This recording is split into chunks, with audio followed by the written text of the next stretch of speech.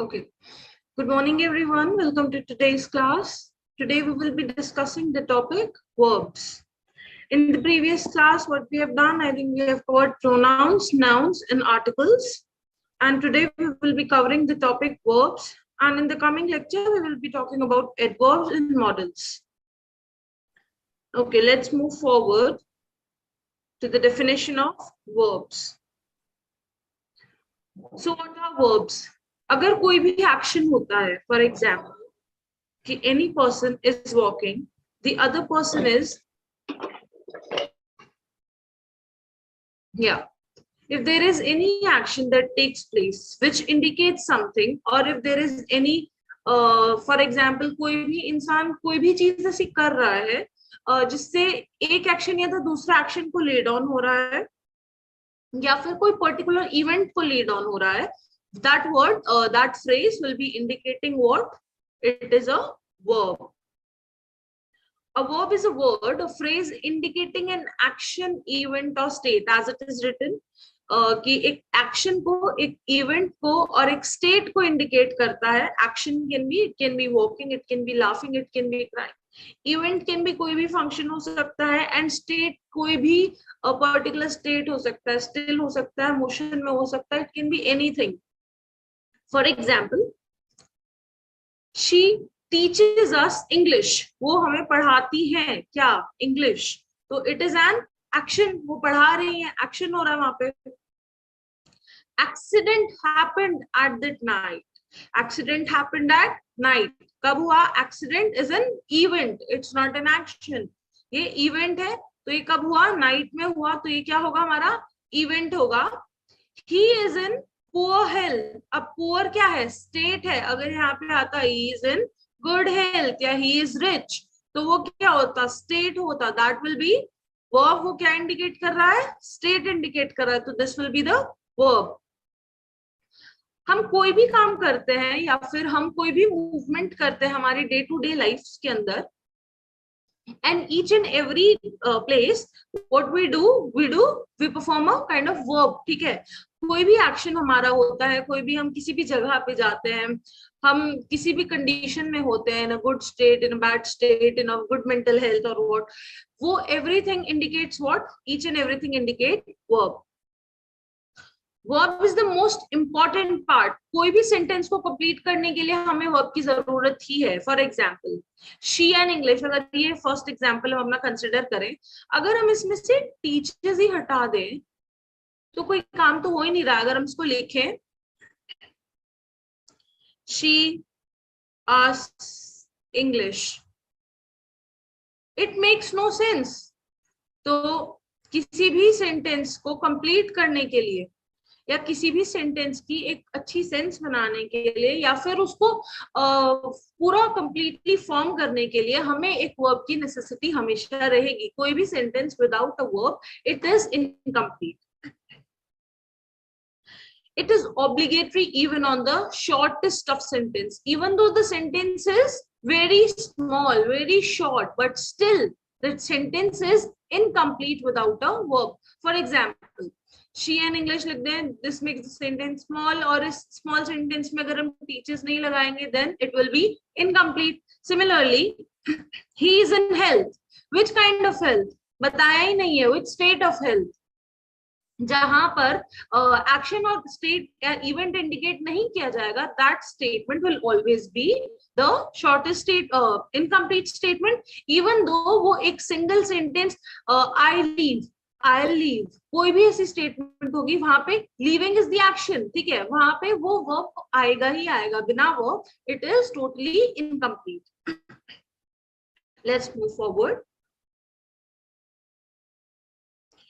Okay, so now we have kinds of verb. कितने तरह के हमारे पास verb होते हैं. हमने pronouns में भी यही सेम चीज पढ़ी थी, nouns में भी यही सेम चीज पढ़ी थी. हम अपने हर टॉपिक में some or the other kind की बात करने वाले हैं. So verb can be broadly categorized into two. Broadly हम उसको दो में categorize कर सकते हैं. One is the main verbs, जो कि main sentences, sentence की जो main function होती है वो. Another is the auxiliary verbs. अब ऑक्सिलरी वर्ब्स क्या होते हैं, जो कि हेल्पिंग वर्ब्स होते हैं, they helps us in completing that sentence. Function के बेसिस पे हम मेन वर्ब्स और ऑक्सिलरी वर्ब के में कैटेगराइज करेंगे। अब मेन वर्ब्स क्या है, we consider them as the principal verbs. अगर हम कोई भी स्टेटमेंट लिख रहे हैं, for example this statement she teaches us English, इसमें teach is what, the main verb, ये मेन एक्शन है जो किया जा रहा है वहां पे, ठीक है। तो यहाँ पे मेन वर्ब क्या है हमारा, प्रिंसिपल वर्ब क्या है हमारा, that is teachers. Main verb principal verbs होते हैं, और वो उसमें हम फर्दर 3 कैटेगरीज में हम उनको कैटेगराइज करेंगे। दीज आर द 3 कैटेगरीज जिनमें हम मेन वर्ब को, प्रिंसिपल वर्ब को फर्दर कैटेगराइज करते हैं। तो ब्रॉडली कितने हुए, ब्रॉडली हमने कैटेगराइज किए 2 तरह से, और इसमें से जो हमारे मेन वर्ब्स थे उसको हमने फर्दर कैटेगराइज किया 3 तरह से। और यहाँ पे हमारे कौन से वर्ब्स आएंगे, ऑक्सिलरी वर्ब्स। अब ऑक्सिलरी वर्ब्स और मेन वर्ब्स में क्या डिफरेंस है, these are the principal verbs, ये क्या है, मेन इंपॉर्टेंट वर्ब्स है किसी भी सेंटेंस को बनाने के लिए। और ऑक्सिलरी वर्ब्स क्या करते हैं, they help them in improvising the sentences, ठीक है। For example somebody says that, कोई भी एक स्टेटमेंट एक इंसान बोलता है कि आई ईट चॉकलेट, ठीक है, आई ईट चॉकलेट, तो उसमें क्या है, I want to eat chocolate, या फिर for example I do my homework. वो सारे जो आई डू, जो उस होमवर्क करने के एक्शन को फर्दर एनहांस कर रहे हैं, उनको और हेल्प कर रहे हैं उस सेंटेंस को इम्प्रोवाइज करने के लिए, उसको हम ऑक्सिलरी वर्ब्स में काउंट करेंगे। और जो प्रिंसिपल वर्ब्स है वो तो काम हो ही रहा है। It is very simple to identify word, जहां पे भी आपको लग रहा है एनी एक्शन इज परफॉर्म, कोई भी किसी भी तरह का एक्शन जो है वो किया जा रहा है, दैट स्टेटमेंट में that word will be considered as the main verb. अभी देखो मेन वर्ब को हम 3 तरह से क्लासिफाई कर रहे हैं यहाँ पे, प्रिंसिपल वर्ब्स को, एक्शन में, ट्रांजिटिव एंड इंट्रा ट्रांजिटिव में, एंड लिंकिंग में। Action, transitive, intransitive and linking, in 3 basis पे हम इनको क्लासिफाई करते हैं। अब हम देखेंगे कि मेन वर्ब्स में ये जो ट्रांजिटिव, एक्शन और लिंकिंग है, ये फर्दर कैसे मतलब पर्टिकुलर इनके क्या है टॉपिक्स में। Let's see, first is action verbs and transitive verbs, दोनों मेन वर्ब्स की फॉर्म है, प्रिंसिपल वर्ब्स की फॉर्म है। Okay, action and transitive verbs में हम क्या करेंगे, एक्शन वर्ब क्या करेगा, एक्सप्रेस करेगा फिजिकल या मेंटल एक्शन, मतलब कोई भी एक्शन जो फिजिकल या फिर मेंटली फॉर्म में किया जा रहा है वो हम एक्शन वर्ब्स के अंडर कंसिडर करेंगे। फॉर एग्जांपल जैसे कि रन, जंप, थिंक, भागना, कूदना, सोचना, उसके अलावा एक्सरसाइजिंग, ऑल दीज आर जो कि फिजिकल या फिर मेंटल एक्शन को एक्सप्रेस कर रहे हैं, जो भी फिजिकल या mental, the only thing we have to keep in mind are these 2 words. Next is transitive verb. अभी ट्रांजिटिव वर्ब्स और एक्शन वर्ब्स मैंने साथ में क्यों क्लब किए हैं, बिकॉज इन दोनों के बीच में सिर्फ एक पर्टिकुलर चीज का डिफरेंस है, एंड दैट इज एक एक्शन वर्ब जो है that expresses the direct action towards a person, place और थिंग। फॉर एग्जांपल जो भी एक्शन वर्ब है, चाहे फिर वो रनिंग है, जंपिंग है, जो किसी भी पर्सन या फिर किसी भी प्लेस या किसी भी थिंग की तरफ डायरेक्ट इशारा करता है कि ये जो एक्शन परफॉर्म किया गया है इस पर्टिकुलर चीज के लिए किया गया है। For example this is A and this is C, this A action is perform for what, for C, so we will consider it as transitive verb। तो वो क्या, वो वर्ब्स क्या होंगे, ट्रांजिटिव। क्या करेंगे वो, एक्शन वर्ब्स जो हमारे किसी भी एक पर्टिकुलर चीज की तरफ, या तो वो पर्सन हो, या तो प्लेस हो, या तो थिंग हो, उसकी तरफ एक डायरेक्ट एक्शन एक्सप्रेस करेंगे, वो क्या है हमारे ट्रांजिटिव वर्ब्स। फॉर एग्जाम्पल यहाँ पे हमने एग्जाम्पल लिया रन का, जंप का, थिंक का। अभी यहाँ पे हम एग्जाम्पल लेंगे लैला एंटरटेन्ड द चाइल्ड। अभी एक्शन क्या है, एंटरटेनमेंट। किसने किया है, लैला ने। किसकी तरफ, चाइल्ड की तरफ। डायरेक्ट एक्शन किसका है, लैला का चाइल्ड की तरफ। तो ये कौन सा वर्ब हो जाएगा हमारा, this will be transitive verb. अगर यहाँ पे चाइल्ड मेंशन नहीं किया होता, सिर्फ ये लिखा होता लाइला एंटरटेन, तो लाइला ने खाली क्या किया, एंटरटेन किया, किसको किया, कुछ मेंशन नहीं है, that will be just considered in action verb. ठीक है, Laila was running, Laila was jumping, तो वो क्या होगा हमारा, सीधा डायरेक्ट हमारा एक्शन वर्ब होगा। नेक्स्ट इज ट्रांजिटिव वर्ब में हमारा क्या होगा, जो किसी दूसरे इंसान की तरफ में इशारा कर रहा हो और बता रहा हो कि ये एक्शन किया गया है तो इसके लिए किया गया है। Next, moving forward towards intransitive, this see this ones, action verb और direct objects क्या होते हैं। यहाँ पे हमने बात किया है ना डायरेक्ट ऑब्जेक्ट के बारे में, direct action towards a particular person, तो डायरेक्ट एक्शन और ये सब देखते हैं क्या है, action verbs and direct objects. A direct object is noun और a pronoun that follows an action verb, किसी भी एक्शन वर्ब को जो फॉलो करता है, ठीक है, एक नाउन या प्रोनाउन, जो भी ऑब्जेक्ट एक नाउन है या प्रोनाउन है जो किसको फॉलो कर रहा है, एक एक्शन वर्ब को फॉलो कर रहा है। एक्शन वर्ब में हमारा क्या आ गया, रन आ गया था, jump, okay, I'm still struggling with it, swim, I don't know when I'll get a hang of it, but still okay, I hope it's clear. This is jump, please pardon my handwriting, and this is swim. तो कोई भी जो action oriented है, चाहे physical है या mental है, तो डायरेक्ट ऑब्जेक्ट क्या है, या तो नाउन है या प्रोनाउन है, जो किसको फॉलो कर रहा है, एक्शन वर्ब को फॉलो कर रहा है। The direct object receives the action, जो डायरेक्ट ऑब्जेक्ट है उसको जो एक्शन हो रहा है, ही रिसीव्स इट। ठीक है, फॉर एग्जाम्पल यहाँ पे अभी हमने पीछे देखा था कि लैला ने एंटरटेन किसको किया, चाइल्ड को, तो चाइल्ड हमारा डायरेक्ट ऑब्जेक्ट होगा, क्यों, क्योंकि एक्शन किसके लिए किया जा रहा है, लैला जो एंटरटेनमेंट कर रही है वो किसके लिए कर रही है, वो चाइल्ड के लिए कर रही है, she is entertaining the child. तो जो भी एक्शन हो रहा है, it is directly received by home, it is directly received by the child. So what we gonna do is कि हम यहाँ पे क्या लिखेंगे कि जो डायरेक्ट ऑब्जेक्ट है दैट इज चाइल्ड, क्यों, क्योंकि उसके साथ जो है डायरेक्ट एक्शन हो रहा है इन ट्रांजिटिव वर्ब्स में। So what is a direct object, एक नाउन और प्रोनाउन जो क्या फॉलो करे, एक एक्शन वर्ब को फॉलो करे, और जो डायरेक्ट ऑब्जेक्ट है उसके साथ में जो भी एक्शन, जो भी हमारे स्टेटमेंट में एक्शन किया जा रहा है वो किसके साथ हो रहा है, उसी डायरेक्ट ऑब्जेक्ट के साथ में हो रहा है।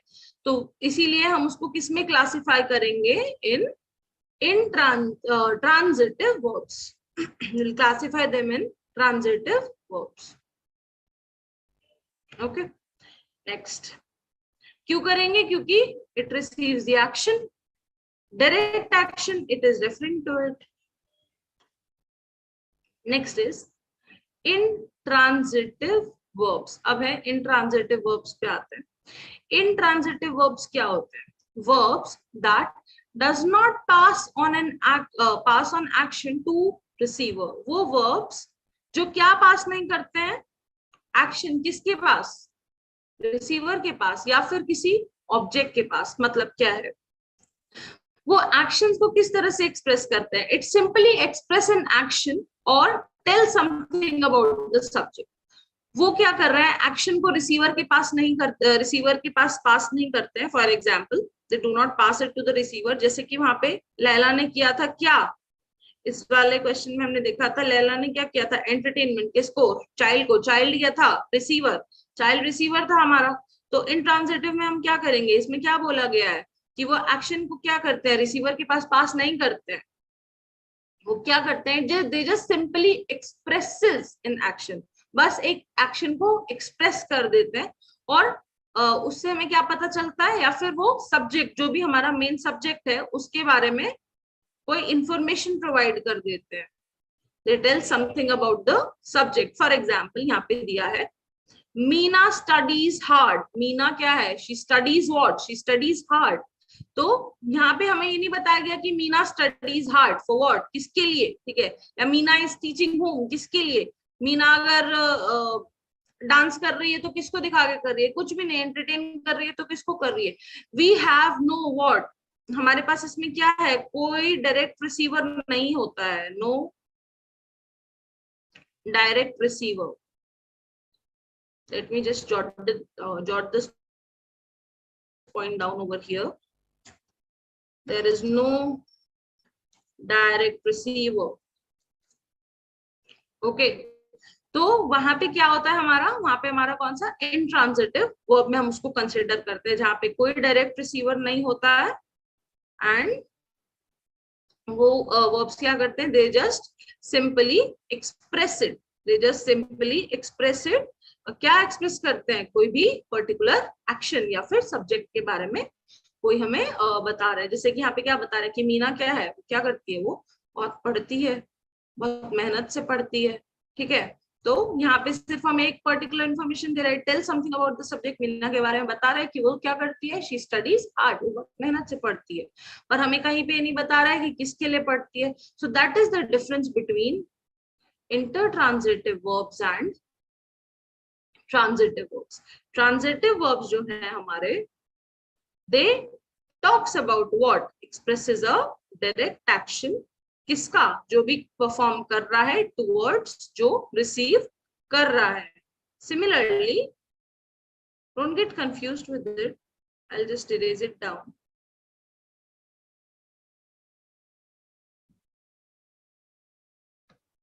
या ट्रांजिटिव वर्ब में क्या कर रहा है, एक डायरेक्ट एक्शन जो है वो परफॉर्म होता है और इंट्रांजिटिव में नहीं होता। नेक्स्ट, अभी हमने कितने तरह के वर्ब्स किए, we did 3 kinds. First is action, second is transitive and intransitive. Next comes linking. अभी हमें लिंकिंग के वर्ड से हमें क्या पता चलता है, as I told you in previous classes as well, अगर आपको कभी भी किसी चीज का मतलब ना समझ आए, जो भी वो वर्ड है ना, उसको ब्रेक करके देखो। लिंक, लिंक मतलब कनेक्शन, दो चीजों के बीच में कनेक्शन। बॉम्बे में भी सी लिंक है, तो वो क्या करता है, connects the 2 sides of the city.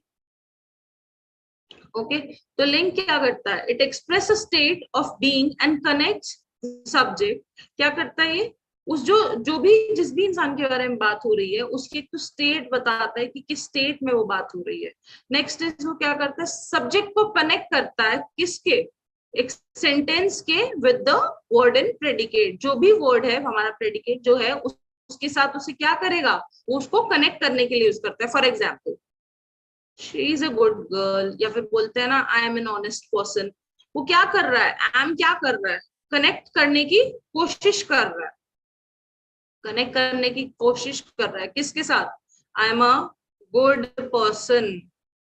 अब ऐसे तो नहीं लिखेंगे आई एम अ डीमन, नहीं, good person, that's quite negative. तो वो क्या बता रहा है कि मैं हूं, लिंक कर रहा है हमें इस ट्रेट से, इस पर्टिकुलर ट्रेट से। यहीं पे हम सीखते हैं is am are was were का use. Let's see what happens now. Let me just erase it so that we get a lot of space. Yeah.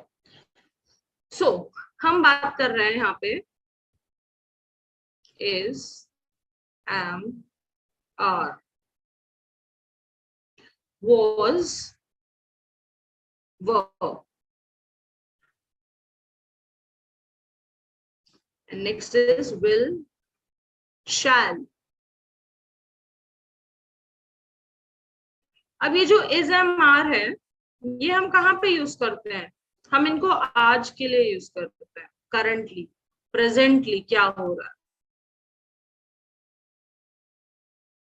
अब ये was, were इन्हीं का पास्ट वर्जन बन जाएंगे, इन्हीं का पास्ट वर्जन बन जाएंगे, और यही will, shall इनका फ्यूचर वर्जन बन जाएंगे। इजी, बहुत सिंपल है, जब भी याद नहीं आए सबको लिख लो, is am are was were will shall. Is am are क्या है, प्रेजेंट वर्जन, उन्हीं का पास्ट वर्जन।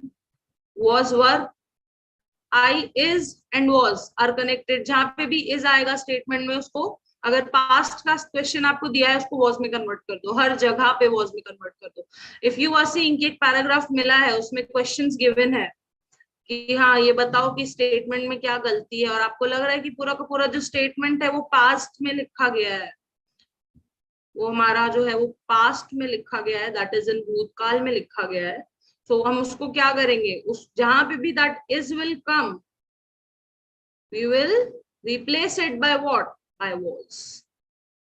सिमिलरली फ्यूचर की बात कर रहा है तो विल, बिकॉज ये these are the common mistakes that we tend to avoid. ये ऑटोमेटिकली हमारे पास एग्जाम में इतना प्रेशर रहता है that we don't know how to handle these things, ठीक है, ये छोटी छोटी चीजें सबसे छूट जाती है। So at that time is what, क्योंकि एक तो पहले we have no idea of that exam fear, हमें वो उस तरह से क्वेश्चन सॉल्व करने की हैबिट तो है नहीं कि हम बैठे हैं 3 3 घंटा पेपर लेके और हम अपने बेड पे बैठ के सॉल्व करते हैं, but it's of no good use. So what we should do कि जब भी हम प्रैक्टिस करें ना, put a timer and just try कि कितने से कितने ज्यादा आप मैक्सिमम अपना एक्यूरेसी बढ़ा पा रहे हो, कितना रिटेंशन आप कर पा रहे हो इस क्वेश्चन में दिया गया है। बिकॉज अगर इतने इतने छोटे छोटे सिंगल मार्क्स के क्वेश्चन आप छोड़ के आओगे, then it gets very difficult for you to clear anything, whether it is SSC, whether it is NDA or CDA or whatsoever.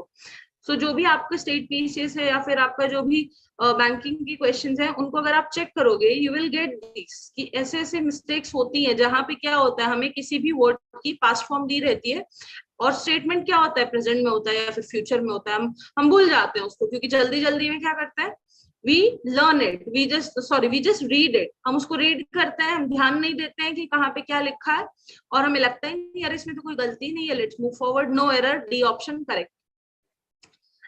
फिर क्या होगा, वो एग्जामिनर चेक करेंगे and that will be incorrect. So वैसे नहीं करना है, we have to keep in mind all these things as well. तो मैंने क्या बताया, इज एम आर हम किसके लिए यूज करेंगे, प्रेजेंट के लिए, वाज वर पास्ट के लिए, विल शेल फ्यूचर के लिए। अब बाकी और भी वर्ड्स हैं, for example may be, has, seem, appear, ये सब भी किसकी तरह एक्ट करते हैं, they also act as what, they also act as linking verbs. ये भी स्टेटमेंट को लिंक करने के लिए, सब्जेक्ट को उसके प्रेडिकेट के साथ लिंक करने के लिए यूज करते हैं। Next is helping verbs. अब हेल्पिंग वर्ब क्या है, जो भी हमें क्या हेल्प करे, verb that help the main verb to express an action और स्टेट। जो भी वर्ब हेल्प करे मेन वर्ब की, किस चीज के लिए, किसी भी एक्शन को या किसी भी स्टेट को बताने के लिए। For example speak, comma, will learn, there is comma over here, comma, will learn. For example अगर हम स्पीक इज व्हाट, एक्शन हो रहा है, बोला जा रहा है, ठीक है। Can speak, she speak English, she can speak English, ठीक है। वो क्या करते हैं, उसको एनहांस करने के लिए, उसको हेल्प करने के लिए मेन वर्ब को हम क्या करते हैं, हेल्पिंग वर्ब, या जिनको हम, एक और नाम था हमारा, हमने क्या देखा था अपनी फर्स्ट स्लाइड में, देयर वाज दिस वेरी बड़ा सा टर्म लिखा था, somewhat people will think इसको बोलेंगे क्या, it is auxiliary verbs। इसको हम क्या बोलते हैं, helping verb या फिर auxiliary verbs।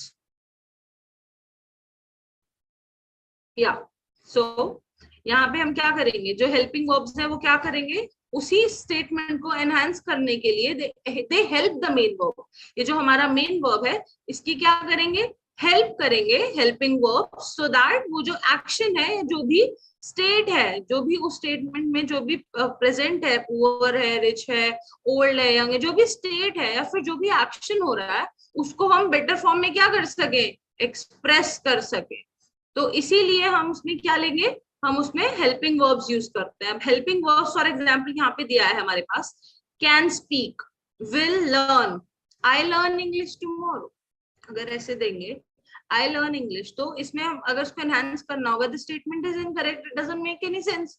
सिमिलरली अगर हमें इसको सेंसफुल बनाना पड़ेगा, हमें इसको एनहांस करना पड़ेगा, इसको और ज्यादा अच्छा बनाना पड़ेगा, मॉडिफाई करना पड़ेगा, तो हम क्या करेंगे, हम इसमें हेल्पिंग वर्ब को यूज करेंगे। जब हम इसमें हेल्पिंग वर्ब को यूज करेंगे तो इसमें क्या होगा, आई विल लर्न इंग्लिश, ठीक है, from when, from tomorrow I will start learning English, ठीक है। तो वो क्या किया, ये इसके लगने से क्या हो गया, इसके लगने से ही क्या हो गया, वो स्टेटमेंट जो है वो करेक्ट हो गया, वो स्टेटमेंट जो था वो बेटर हो गया, उसकी एक सेंस बनने लगी। ऐसे नहीं लगता है कि ये कुछ भी बोले जा रहे हैं, ऐसा लग रहा है कि हाँ। तो इसीलिए हर स्टेटमेंट में is, am are, can, shall, will, इन सब का यूज बहुत इंपॉर्टेंट है। आगे जाके हम मॉडल्स में इनको और अच्छी तरह से पढ़ेंगे। Next is helping verb. जब भी हेल्पिंग वर्ब को हम मेन वर्ब के साथ कंबाइन करते हैं तभी हमारा पूरा वर्ब फ्रेज जो है वो कंप्लीट होता है, ठीक है। हेल्पिंग वर्ब को जब हम अपने मेन वर्ब के साथ, मेन वर्ब हमारा क्या है, स्पीक या फिर लर्न के साथ जब हम कंबाइन करेंगे तो भी हम तभी हमारा जो वर्ब फ्रेज है वो कंप्लीट होगा। Otherwise we can also say that कि without helping verb main verb is incomplete. Okay, there used to be one of, I don't want to mention it, incident था where it I felt कि वो verbs की use वहाँ पे बहुत important है, so I'm telling the story about that. There was a person particular था, तो उसने बोला I sit. That person was very well aware of all these topics, but still they were not using in their day-to-day languages. So day-to-day language feel a very like day-to-day language is a very plays a very important role, because अगर आप इसको regularly use करने लगोगे ना तो automatically क्या होगा, आपका spoken as well as आपका जो written part है वो बहुत improve होने लगेगा. You will be able to form sentences, you will be able to omit sentences कि कहाँ पे क्या mistake है, you'll be able omission और edition आपको बहुत अच्छा हो जाएगा. जो भी आपका क्वेश्चन रहेगा तो उसको आपको सॉल्व करने में it will only help. So try what you should try at home कि आप अपने डे टू डे लाइफ में भी ये सब चीजें यूज करो. कि अगर आप कोई फ्यूचर रिलेटेड बात किसी से कर रहे हो, you use the word, for example as I told will and shall. Past की बात कर रहे हो तो use was, I was there, she was there, ऐसे करके. वी वर देयर, जब बहुत सारे लोग होंगे तो हम वहां पे वर लगाएंगे. This is, I think everyone was aware of this. And अगर एक सिंगल पर्सन बात करेंगे तो वाज. सिमिलरली आई के साथ हम एम लगाएंगे, I am doing this, I was there, ठीक है. नेक्स्ट, और अगर मल्टीपल लोग होंगे तो वहां पे आर लगाएंगे, दे आर हियर, वो लोग यहाँ पे हैं, ठीक है. तो वैसे ही हम इनको यूज करेंगे, अगर डे टू डे लाइफ में यूज करेंगे ऑटोमेटिकली इट विल हेल्प. तो हेल्पिंग वर्ब जब मेन वर्ब के साथ कंप्लीट करेगा तो हमारा क्या कंप्लीट होगा, तभी हमारा जाके वर्ब फ्रेज पूरा फॉर्म होगा, otherwise it will be incomplete. So we have a very high role of auxiliary verbs in our grammar part. Next is verb की ना 3 बेसिक फॉर्म्स होती है. 3 बेसिक फॉर्म्स, जैसे कि अभी तो हमने पढ़ा उसके टाइप्स कि कितने टाइप्स के होते हैं. अब हम उसकी फॉर्म्स के बारे में पढ़ेंगे कि 3 बेसिक फॉर्म्स होती हैं वर्ब की, जो कि मैं अभी आपको बोलते आ रही हूँ कि आपको स्टेटमेंट में अगर पास में दिया है तो उस अकॉर्डिंग यूज करना है. मेन वर्ब में जो भी हमारा मेन वर्ब होगा, this main verb, we are talking about this, not a helping verb, we are talking about this main verb. इस मेन वर्ब में हमारा क्या होगा, इसमें 3 बेसिक फॉर्म्स होंगी, ठीक है. ये 3 बेसिक फॉर्म्स में हमारा क्या होगा, the base form, the past form and the ED form. Just a second, या, तो 3 बेसिक फॉर्म्स होंगी, base form, past form and the ED form. तो बेस फॉर्म में हम क्या यूज करेंगे, बेस फॉर्म जो हमारी होगी ना वो एक इनफिनाइट फॉर्म होगी, जहां पे हम टू भी यूज कर सकते हैं और विदाउट टू भी यूज कर सकते हैं. For example, do you want to come, ठीक है, यहाँ पे हम टू कम लगाएंगे, ठीक है. टू के साथ भी हम उसको यूज कर सकते हैं और हम उसको बिना टू के भी यूज कर सकते हैं. आई कांट लीव नाउ, अब देखो यहाँ पे हमने टू यूज नहीं किया, I can't to leave now, पर हम डिपेंड करते हैं कि वहां पे उस स्टेटमेंट में बेस फॉर्म के साथ कि टू अप्रोप्रिएट है कि नहीं है, हम उस बेसिस पे वहां पे वो यूज करते हैं, ठीक है. Base form it can be with to and without to, दोनों हो सकता है, दोनों पॉसिबिलिटीज है हमारी, ठीक है. बेस फॉर्म जो मोस्टली होता है ना हमारा, हम उसको ना प्रेजेंट में कंसिडर करते हैं, हम प्रेजेंट में अपने बेस फॉर्म की बात करते हैं. सिंपल प्रेजेंट में, सिंपल प्रेजेंट में हम क्या करते हैं, अपना बेस फॉर्म यूज करते हैं. अब नेक्स्ट चीज हमारे आते हैं पास्ट फॉर्म. अच्छा, हम इन 3 फॉर्म्स को लिखते कैसे, this is the base form, this is the past form and this is the past participle, और हम बोलते हैं the ED form.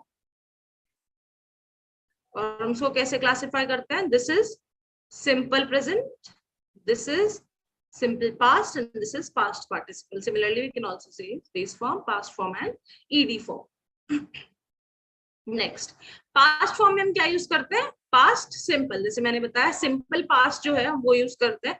simple past में हमारे पास क्या आता है, simple past में हमारे पास आता है जहाँ पे हम विशाल वगैरह कुछ यूज नहीं करें, was were कुछ यूज नहीं करते हैं, we just use it opened, closed, went, okay, वैसे. Then sang, तो ये सब हमारा किसके अंदर आएगा, पास्ट फॉर्म के अंदर, सिंपल पास्ट के अंदर. Now ED form used after auxiliary have be. Have और बी के बाद हम यूज करते हैं हमारे हेल्पिंग वर्ब्स जो हैं, हैव और बी, उनके बाद हम इसको मोस्टली यूज करते हैं. फॉर एग्जांपल ऑक्सिलरी जो हमारी ईडी फॉर्म है, अगर हमें किसी लाइन में यूज करना हो और जहाँ पे हैव हो या फिर बी वर्ड दिया हो, B E be, not B double E bee, वो वाला बी नहीं, बी वर्ड दिया हो, तो वहां पे हम क्या यूज करेंगे, वहां पे हम अपना ईडी फॉर्म यूज करेंगे. जैसे कि यहाँ पे आप देख रहे हैं, इसमें लिखा है I have always wanted a piano.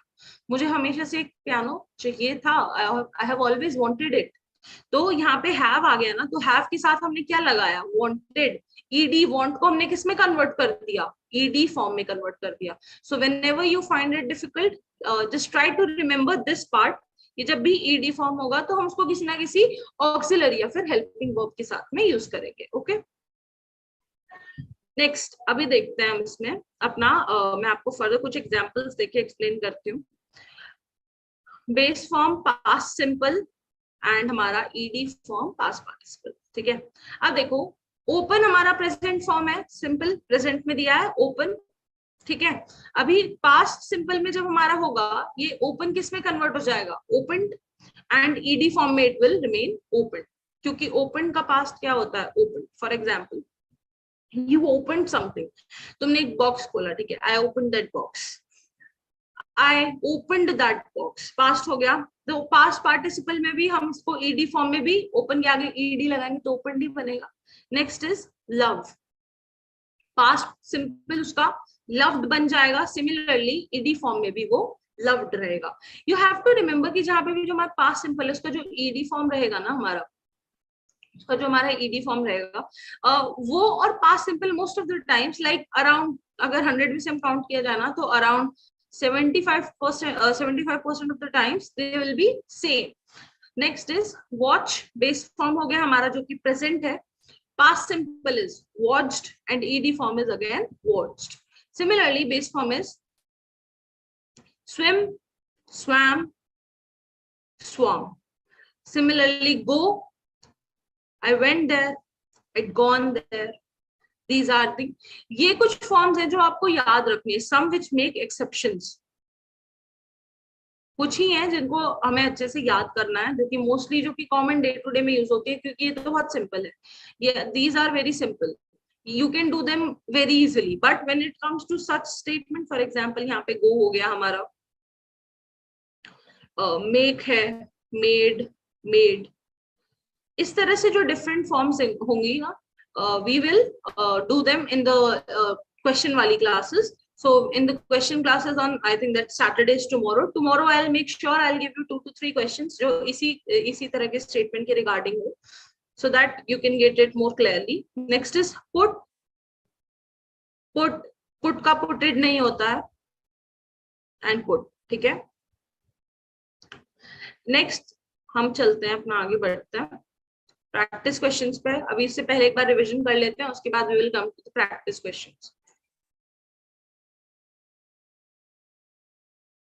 Okay, again let's start, let's just revise it in a very quick manner, and then we will move forward towards the practice question. now verb क्या है हमारा, verb कोई भी action oriented, even oriented या फिर state oriented कोई भी word है जो indicate कर रहा है इन तीनों में से किसी को भी हम उसको verb में consider करते हैं. अब वर्ब भी इंपॉर्टेंट पार्ट है हमारे सेंटेंस का. शॉर्टेस्ट सेंटेंसेस में भी वर्ब है. It is even obligatory, it is mandatory even in the shortest of sentences. बिना किसी वर्ब के that sentence will remain incomplete. जब तक पता ही नहीं चलेगा स्टेटमेंट में हो क्या रहा है, वो स्टेटमेंट हमारी इनकम्प्लीट ही रहेगी. काइंड ऑफ वर्ब हम उसको ब्रॉडली जो है 2 तरह की कैटेगरीज में कैटेगराइज करते हैं. That is main verbs and another one is auxiliary verbs. As I have written over there, you can draw this in your copy so that easy रहेगा बाद में याद करने के लिए, इतना सब लिखना नहीं पड़ेगा. मेन वर्ब्स में हमारे 3 तरह के वर्ब्स होते हैं जिनको हम further action, transitive, intransitive and linking. जो एक्शन ओरिएंटेड है, ट्रांजिटिव, इंट्रांजिटिव एंड लिंकिंग. और ऑक्सिलरी हमारे क्या है, हेल्पिंग वर्ब्स है. नेक्स्ट इज एक्शन वर्ब्स क्या एक्सप्रेस करते हैं, फिजिकल या फिर मेंटल एक्शन एक्सप्रेस करते हैं। For example jump, think, run, swim. और जो हमारे ट्रांजिटिव वर्ब्स हैं वो एक्शन वर्ब से कैसे डिफरेंट है कि जो एक्शन वर्ब जो डायरेक्ट एक्शन कर रहे हैं किसकी तरफ, किसी पर्सन या किसी प्लेस या किसी थिंग की तरफ, वो ट्रांजिटिव हो जाते हैं। एक्शन वर्ब्स जो डायरेक्टली किसी पर्सन, प्लेस या थिंग की तरफ इशारा करते हैं या फिर डायरेक्ट एक्शन करते हैं उनकी तरफ, वो ट्रांजिटिव वर्ब्स हो जाते हैं। जैसे कि यहाँ पे लैला ने किसको, चाइल्ड को एंटरटेन किया, तो एक्शन किसकी तरफ कर रहा है, it is towards the child. Okay, और एक्शन क्या कर रहा है, entertainment, that is entertain, getting entertained is the action. जो कौन कर रही है, लैला, लैला कर रही है, किसकी तरफ कर रही है, डायरेक्ट एक्शन। रिसीवर कौन है, child. Next is action verbs and direct objects. Direct object किसको बोलते हैं हम, जो रिसीव करता है action. Direct object is the object that receives the direct action. जैसे कि यहाँ पे चाइल्ड है, वो क्या है, डायरेक्ट ऑब्जेक्ट है। This child is the direct object क्योंकि वो एक्शन को रिसीव कर रहा है। Next is intransitive verbs. Intransitive verbs वो हैं that do not pass on action to a receiver. किसी भी रिसीवर को वो कोई एक्शन पास नहीं करते हैं, ठीक है।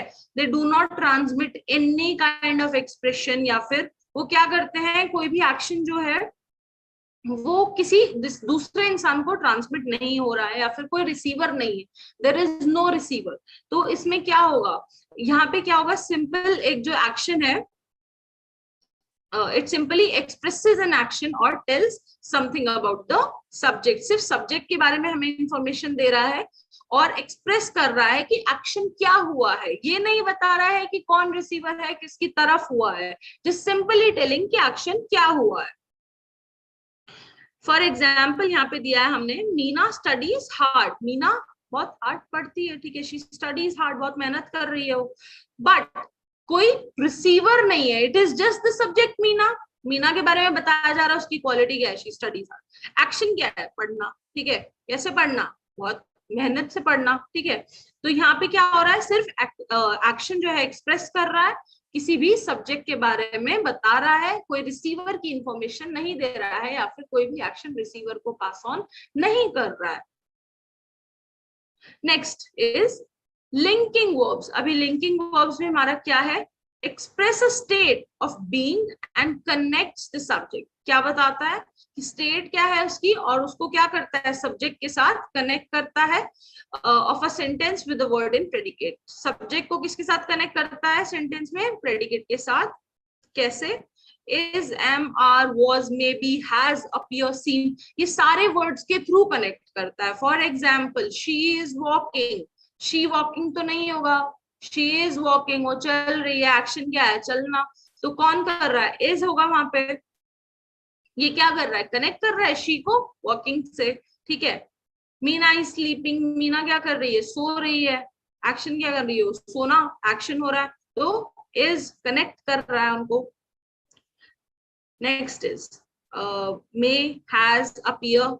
was और were किसके लिए यूज करते हैं हम, पास्ट के लिए। is, am, are किसके लिए यूज करते हैं हम, प्रेजेंट के लिए। was, I सिंगल इंसान के साथ लगता है। were when there are a lot of people, जब बहुत सारे लोग हो जाते हैं, a lot, ठीक है। अब ये a lot ना दो भी हो सकते हैं, ऐसा नहीं है कि कुछ नंबर मेंशन्ड है, एक से ज्यादा के साथ, मतलब जब एक से ज्यादा इंसान होता है तो हम वहां पे ओवर यूज करते हैं। Then may be, has, appear, seem, ये सारे के सारे क्या हैं, दीज आर लिंकिंग वर्ब्स, ठीक है। अभी आगे हम पढ़ेंगे ना जब मॉडल्स, तो उसमें हम आपको बताएंगे कि उसमें कैन, कोड, मे, इन सब का यूज कैसे करते हैं हम। They are also auxiliary verbs, वो भी क्या करते हैं, हेल्पिंग वर्ब्स हैं, वो भी हेल्प करते हैं। Next is helping verbs, auxiliary verbs. Auxiliary verbs में हमने क्या पढ़ा था, जो मेन वर्ब को क्या करता है, हेल्प करता है किस चीज में, एक्सप्रेस करने में कि वो क्या एक्शन कर रहा है, स्टेट क्या है उसकी। For example can speak, will learn, will go, ये सारे के सारे क्या है, दे आर हेल्पिंग वर्ब। ये किसी भी क्या कर रहे हैं, मेन वर्ब को हेल्प कर रहे हैं उसका एक्शन को एक्सप्रेस करने के लिए। तो हेल्पिंग वर्ब और मेन वर्ब मिला के ही बनता है हमारा verb phrase, otherwise the verb phrase will be incomplete. I hope इतना सबको क्लियर होगा, and because I have repeated it twice like always, but still I want you, so if you guys have any doubt, please post it down, otherwise this lecture is of no good use. Okay, verbs, 3 basic form हमने पढ़ी उसकी, base form, past form and ED form. Base form क्या होती है? हमारी present form में जो हम लिखते हैं, जो कि हम विद टू या फिर विदाउट टू के भी डाल सकते हैं. पास्ट फॉर्म में क्या है? हमारी जो पास्ट सिंपल फॉर्म में हमारी लिखी जाती है, पुराने काल में, मतलब भूतकाल में हम लिखते हैं कल क्या था. देन ईडी फॉर्म जो है वो हमारी क्या होगी? Past participle. वो क्या होगी? हम उसमें ऑक्सिलरी के बाद उसको यूज करेंगे, जो हेल्पिंग वर्ब्स होते हैं उनके बाद हम उनको यूज करते हैं. आई हैव ऑलवेज वांटेड, ठीक है, तो हैव हो गया हमारा, वांटेड हो गया, all these are what? These are auxiliary forms.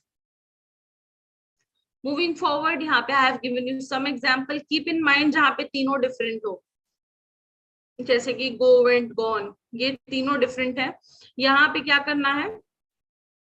we have to keep in mind all such things because ये जो questions है they are repeated, क्योंकि बाकी तो examiner को तो पता है ना कि ये तो आप पढ़ के आए होंगे, these are quite easy.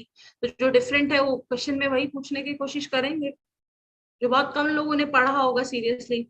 Next, let's start with the practice. अभी मैंने इतना सब पढ़ाया, let's do the questions now.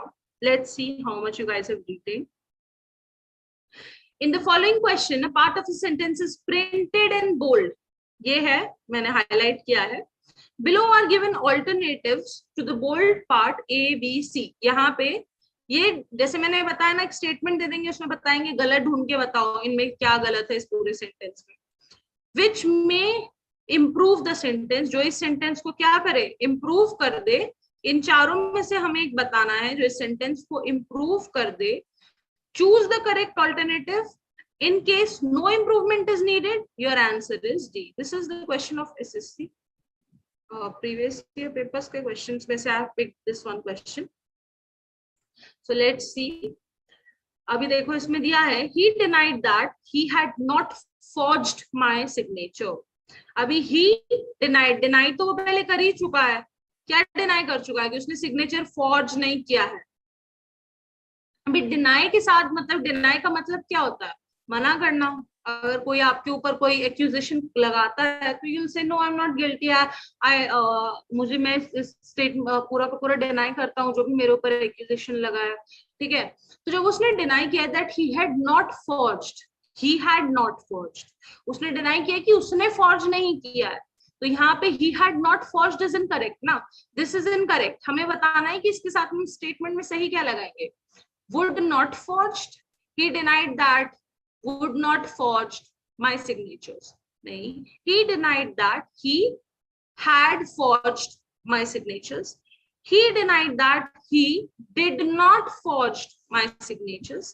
पहले तो did not forged my signatures and these no improvement.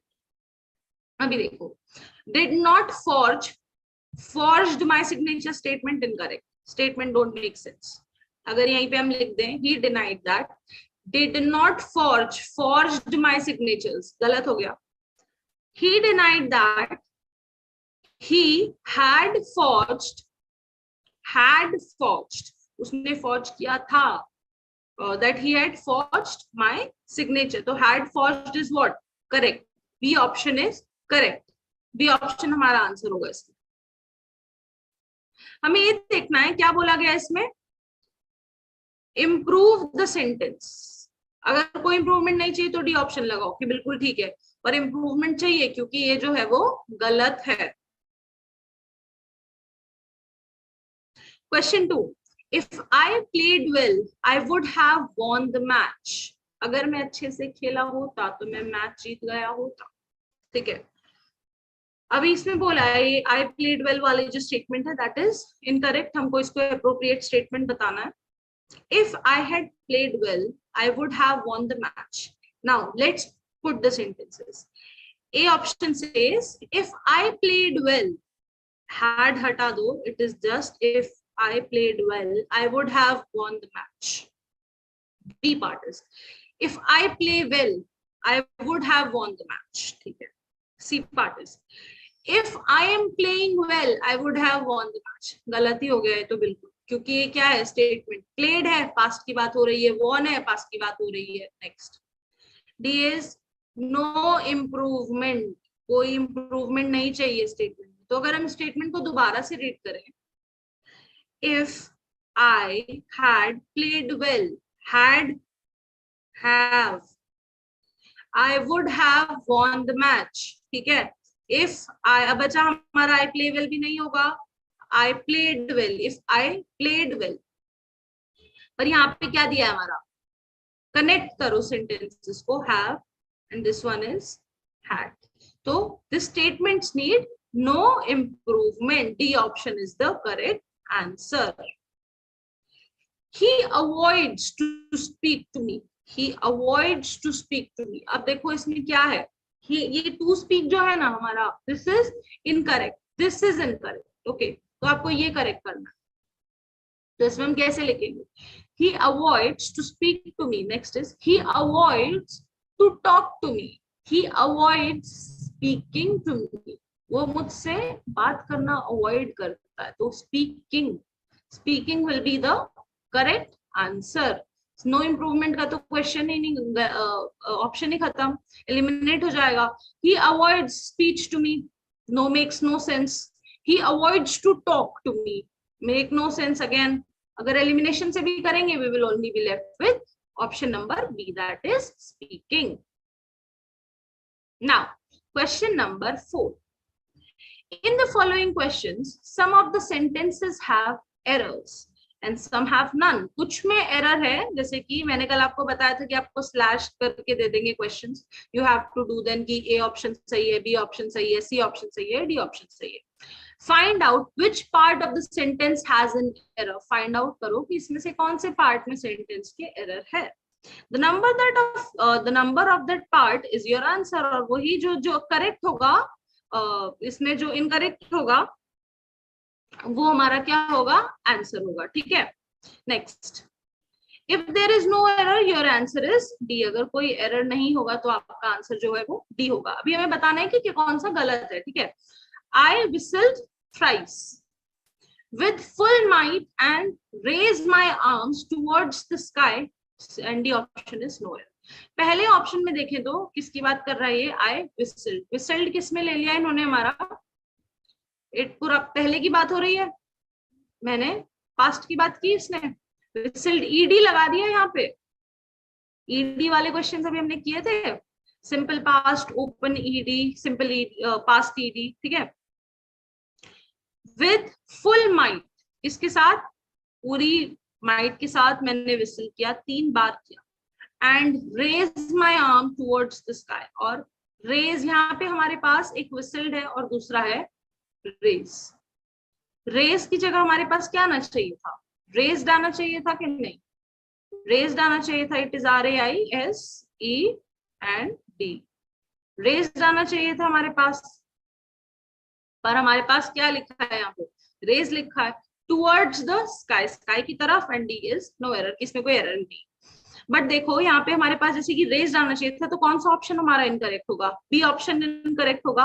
अच्छा, one more thing, in your exam don't get confuse with this A slash, क्योंकि ये स्लैश से पहले आपको ए देने वाले हैं, ठीक है, और ये यहाँ पे भी स्लैश से पहले बी देने वाले हैं, तो most of its for the confusion, क्योंकि एग्जाम में प्रेशर इतना होता है। Again we tend to avoid these things.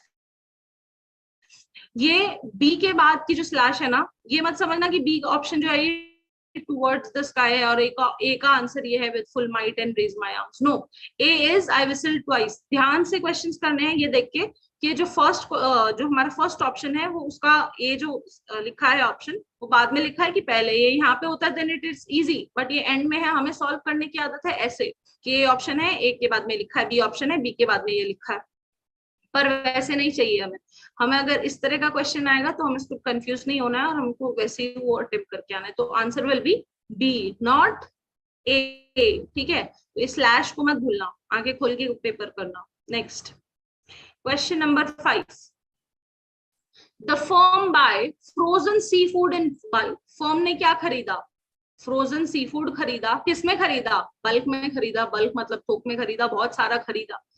And packs it into smaller product. Frozen sea food खरीदा, उसको स्मॉलर पाउचेज में उन्होंने पैक किया, and then they sell them to the local grocery store. और फिर उनको लोकल ग्रोसरी स्टोर में क्या किया, उन्होंने बेच दिया, ठीक है। पहले उन्होंने खरीदा बल्क में, पैक किया स्मॉल पाउचेस में और फिर लोकल ग्रोसरी स्टोर में क्या किया उन्होंने, वो सेल कर दिया। अब देखो, अब बताना है कि इसमें क्या है, इसमें गलत कहाँ पे है। यहाँ पे एक सिंपल सा है, then they sell them to the local grocery store. ये देन दे सेल देम में हमें वो ढूंढना है, मिस्टेक ढूंढना है, ठीक है, क्योंकि यहाँ पे जितने भी ऑप्शंस हैं it they are related to sell them. Now first is it sells them, B is sell them, C is they sell the pouches, and D is no improvement. This question is your homework. You guys, like, you have to not homework because you are not kid enough कि आपको homework दिया जाए। तो this question you guys will be solving by yourselves. ये question हम करेंगे कल class में। For the very first topic I'll discuss this questions. Please जो भी answers हैं उसको आप comment section में leave कर सकते हैं, ठीक है। Okay, thank you so much. आज की क्लास में इतना ही। You will try to solve this question. Please note it down या फिर take a screenshot whatsoever. Watch the video again. That's your call to make. We will solve this question for the very first time in our class. ठीक है? That's all for today. I hope verb is clear. If any doubt you guys have, please post it down. And if you haven't understand even a single topic about this, please let me know. I'll make sure कि हम उसको next class में फिर से discuss करें. Okay, that's all for today, and I will see you people tomorrow at the same time 10 a.m. and we will be discussing the other part of this chapter, that is models and further is adverbs. Okay, bye bye. Have a great day ahead.